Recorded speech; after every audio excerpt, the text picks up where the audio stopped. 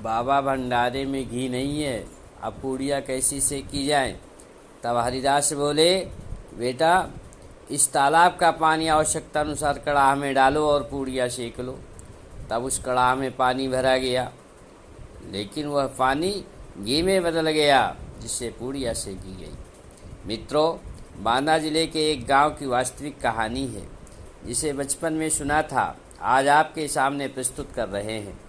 एक गांव में दो भाई थे। बड़ा भाई किसान था, मेहनती था, उसकी शादी हो चुकी थी। उसका एक छोटा भाई था जिसका नाम हरि था। हरि कुशाग्र बुद्धि वाला एवं बचपन से ही उसमें संत के गुण थे। उसका घर के कामों में मन नहीं लगता था, पर वह अपने बड़े भाई व भाभी का हमेशा सम्मान करता था, उनकी आज्ञा का पालन भी करता था। एक बार की बात है, जब वह 15-16 वर्ष के थे तो उसकी भाभी ने अपने पति से कहा कि हरि दिन भर इधर उधर घूमता रहता है, केवल खाना खाने भर को आता है, केवल खाना खाने भर के लिए घर आता है, काम करने में मन नहीं लगता है, कब तक इसका बोझ उठाते रहेंगे। तब हरि के बड़े भाई ने कहा कि तुम नाराज मत हो, अभी बालक है, धीरे धीरे उसका काम सीख जाएगा। ऐसा कहकर अपनी पत्नी को समझा देता। एक दिन दो महात्मा आए तो हरि ने घर से कुछ अन्न लेकर के साधुओं को दान में दे दिया, जिससे भाभी नाराज हो गई और हरि को खूब खरी खोटी सुनाई। उसके बड़े भाई को यह अच्छा नहीं लगता था कि कोई उसके छोटे भाई को डांटे, इसलिए वो अपनी पत्नी को कुछ नहीं बोला, पर हरि को डांटते हुए कहा कि चिड़िया खेत में बाजरे की बालियों से दाना चुन डाल रही है, इसलिए तुम खेत जाया करो और चिड़ियों को भगा दिया करो। हरि बड़े भाई की बात सुनकर के हरि खेत पर गया। देखा कि खेत में चिड़िया दाना चुन रही है, अतः एक बार चिड़ियों को शोर करके भगा दिया, पर कुछ देर बाद चिड़िया फिर आ गई तो साधु स्वभाव के कारण उसने पक्षियों को नहीं भगाया। वह रोज खेत पर जाते थे, लेकिन चिड़ियों को नहीं भगाते थे। गांव के कुछ लोगों ने उसके बड़े भाई को बताया कि हरि खेत में जाकर के एक छाया में बैठा रहता है और चिड़िया चुनती रहती है, इसलिए खेत में भेजना और ना भेजना कोई मतलब नहीं रखता है। बड़ा भाई हरि को डांटा और कहा कि आज तुझे खाना नहीं मिलेगा, तू नालायक हो गया है, जाओ खेत पर और चिड़ियों को भगाया करो। तब हरि खेत पर गया और छाया में बैठकर सोचने लगा कि अब तो बड़े भैया भी मुझसे नाराज हो गए, उन्होंने आज मुझे डांटा, उसे अच्छा नहीं लगा। फिर वह आंख बंद करके ईश्वर के ध्यान में मगन हो गया। दोपहर हो गई। हरि का बड़ा भाई बिना खाना खाए हरि का इंतजार करते रहे, पर हरि घर नहीं गए।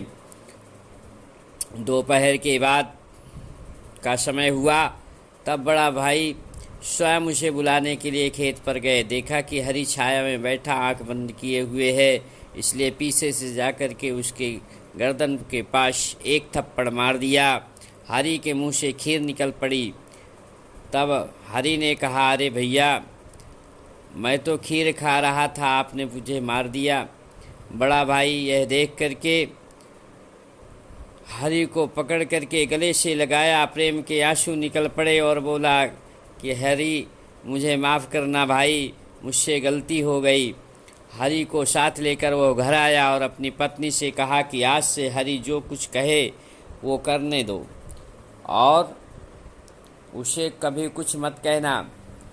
जब फसल काटने का समय आया तो बड़ा भाई अपनी पत्नी से कहा, चलो बाजरा काट लेते हैं। वैसे चिड़िया सब चुन लिए हैं, फिर भी जो थोड़ा बहुत अगर निकलता है तो निकल आएगा। ऐसा विचार करके दोनों गए और बाजरा काटा और फिर मड़ाई की, और जो बाजरे की राशि लगी तो सभी को बड़ा आश्चर्य हुआ। गांव में किसी के खेत में इतना अन्न पैदा नहीं हुआ था जितना कि हरि के भाई के यहाँ पैदा हुआ। तभी से गांव वाले हरि को हरिदास कहने लगे। फिर कुछ वर्षों के बाद हरिदास ने गांव के बाहर अपने भाई के आदेशानुसार झोपड़ी बनाए ईश्वर भक्ति में लीन रहने लगे, और वो एक दिन पहुँचे हुए संत हो गए, महान ज्ञानी हो गए। कहा जाता है कि उन्होंने एक बार भंडारा किया, जिसमें उन्होंने कई गांवों में डुगडुगी पिटवा दी थी कि 1 सप्ताह तक भंडारा चलेगा, जिससे हर क्षेत्र के व्यक्ति का निमंत्रण है और खाना बनवाने में सभी जाति धर्म के लोग यहाँ आए, उनकी स्त्रियां भी भाग लें। हमारे यहाँ धनी निर्धन, बड़े छोटे, ऊंच नीच का कोई भेद नहीं है। हम संत हैं। रूढ़ियों और आडंबरों से सभी लोगों को दूर रहने की आवश्यकता होती है। इसलिए मैं भंडारा कर रहा हूँ ताकि किसी में असमानता ना रहे, छुआछूत जैसी बीमारी दूर हो जाए। अनेकों गांव की औरतें और आदमी खाना बनवाने की मदद करने के लिए आई। हर जाति के, हर धर्म के व्यक्ति वहाँ भंडारे में पहुँचे। भंडारा प्रारंभ हुआ। हरिदास बाबा से पूछा गया कि भंडारा कितने बजे से चालू किया जाए, अब तो भोजन तैयार हो गया है। तो बाबा ने कहा कि सबसे पहले भंडारा मेरे प्रमुख अतिथि आ जाए, तब उन्हीं से प्रारंभ होगा। वे अतिथि जब खाकर चले जाएंगे तब अन्य लोग 7 दिनों तक भंडारे का प्रसाद पावेंगे। लोग सब इंतजार करते रहे। काफ़ी समय के बाद चित्रकूट की ओर से धूल उड़ते हुए दिखाई पड़ी तो हरिदास बाबा खुश हुए और कहा, जल्दी जल्दी पत्तल पंक्तियों में लगाओ और भोजन परोसो, वे आ रहे हैं। सभी लोग बाबा हरिदास का आदेश पा करके वैसा ही किया, अर्थात सभी जगह पर लाइन से पत्तलें बिछा दी गई, उनमें खाना परोस दिया गया। तभी वहाँ पर हजारों की संख्या में बंदर आ गए। लाल व काले सब प्रकार के बंदर वहाँ पर थे। बाबा ने दूर से ही सबको प्रणाम किया और तेज आवाज़ में बोले कि आप सब शांति से अपने अपने पत्तल के पास बैठ जाएं और आनंद से प्रसाद ग्रहण कीजिए।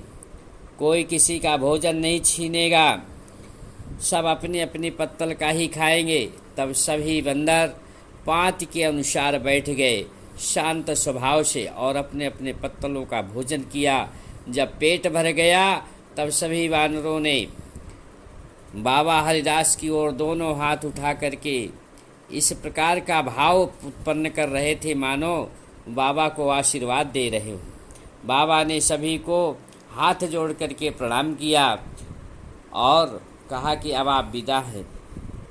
तब सभी वानर फिर से चित्रकूट की ओर प्रस्थान कर गए। सभी लोगों को बड़ा आश्चर्य हुआ कि बंदर जाति और फिर भी एक पंक्ति में बैठ करके सबने खाना खाया, किसी का एक भी चीज़ किसी ने नहीं छीना। बड़े आश्चर्य का विषय रहा। सभी लोगों ने आनंद से 1 सप्ताह तक भोजन करते रहे, भंडारा चलता रहा। सभी लोग एक साथ बैठ करके भंडारा करते, भंडारे का भोजन चलता रहा। एक दिन अचानक किसी ने आकर के बाबा से कहा कि बाबा अभी तो सब कुछ है परंतु घी समाप्त हो गया है, पूड़ियाँ कैसी सेकी जाए। बाबा ने कहा इस तालाब से पानी ले लो, कड़ाह में डाल दो जितनी आवश्यकता हो और पूड़ी सेक लो।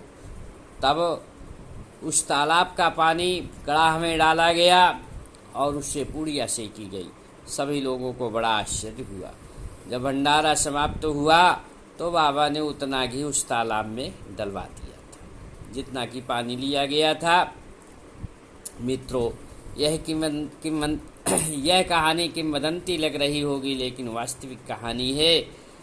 आज भी हरिदास का बाबा का मंदिर बना हुआ है। उनका दरबार सबके कल्याण के लिए है। समानता का भाव रखने वाले महान संत शिरोमणि की कहानी जो कहता है ये सुनता है उसका हमेशा कल्याण होता है, ऐसा लोगों का विश्वास है। राधे राधे।